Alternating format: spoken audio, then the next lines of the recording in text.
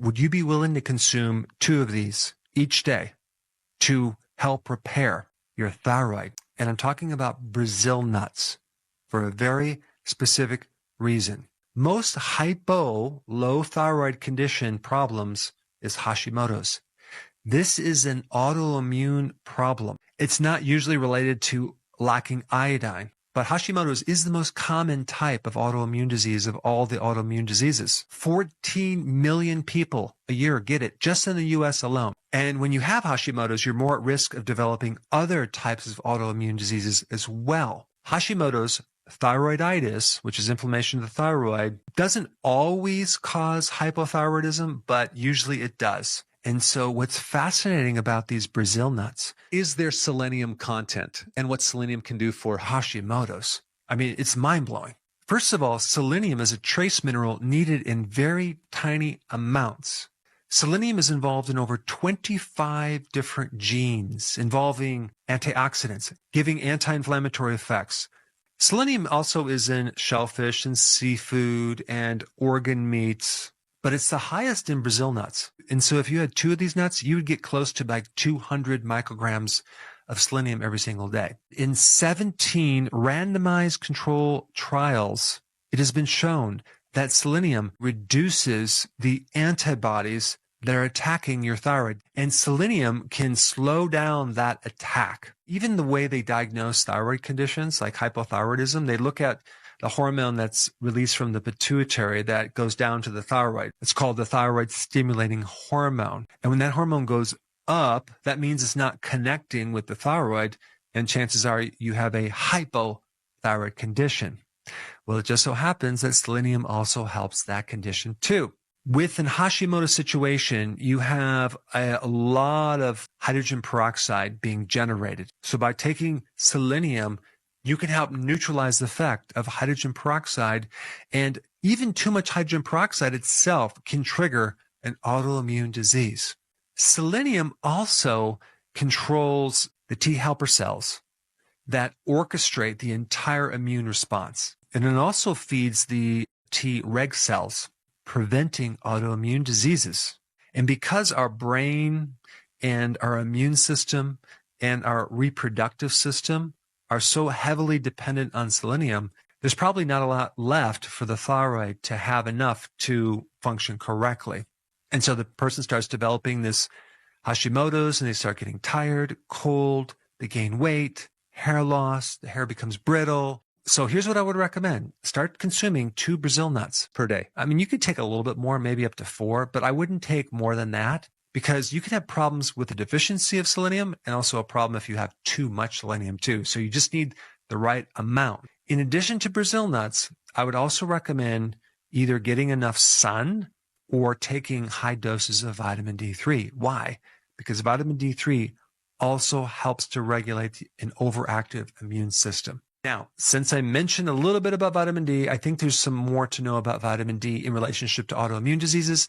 So for that information, I put it up right here. Check it out. So I have a very important video today talking about autoimmune diseases and the most important vitamin deficiency related to this condition, and answer a lot of important questions that people have. First of all, how do we know if we're getting enough vitamin D? And how we're going to deal with the toxicity factor with vitamin D. And so I have some really good solutions to all of the questions and the problems that come up with dealing with vitamin D in relationship to autoimmune diseases. Now, if you're not already familiar with the Coimbra protocol, okay, that was developed by a doctor in Brazil, you need to put this on your radar, because a lot of people are getting amazing results by using his high vitamin D protocol. However, there's something very, very important that I'm going to simplify for you in relationship to this problem. This is why he checks a hormone called the parathyroid hormone.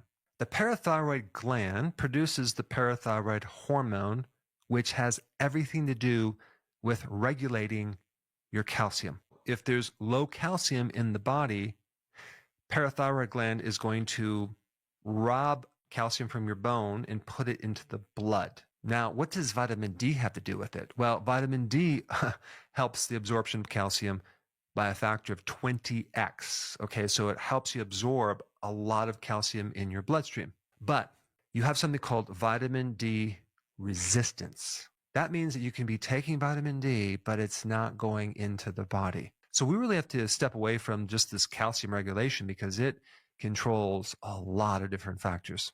As far as this parathyroid hormone, okay, what it actually does, it tells us if vitamin D is working biologically in your cells.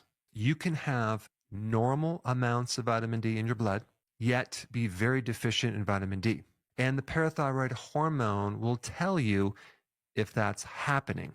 If you're not getting sufficient amounts of vitamin D, you're going to have problems with calcium absorption, and the parathyroid gland is going to have to overcompensate to overcome this vitamin D resistance. And so we look at your vitamin D levels, we look at the parathyroid hormone, okay? We want to look at the relationship between both of them.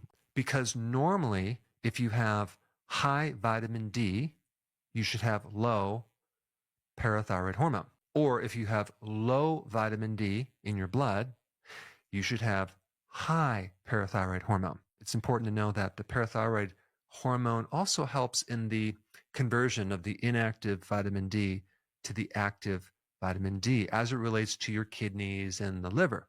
You're going to have vitamin D resistance. And one way to pick this up is by testing the parathyroid hormone and really understanding what a high level means and what a low level means. You're getting sufficient amount of vitamin D because you check the blood, but your parathyroid hormone is high. Suspect you have vitamin D resistance. Okay, now how are we going to fix that? Well, you're going to have to take more vitamin D.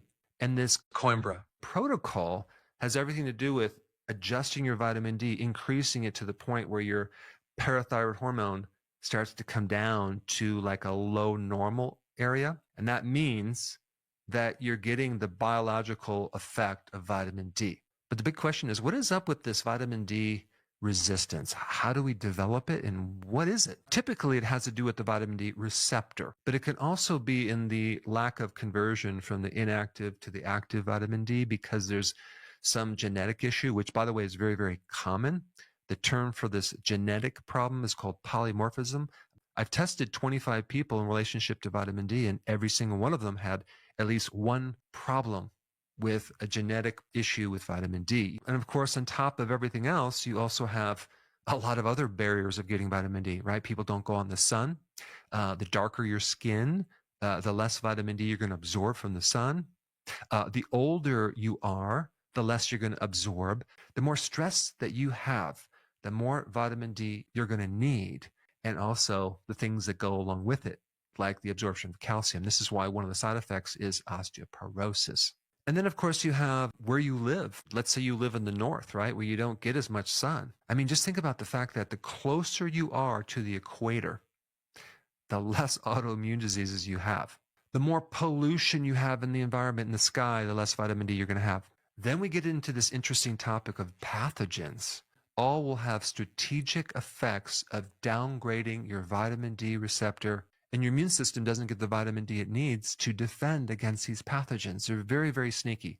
Then you get another pathogen, which is the pathogen that comes from a tick bite. Do you realize that that microorganism will downgrade your vitamin D receptor by 60x? All these people with Lyme disease, they're so deficient in vitamin D.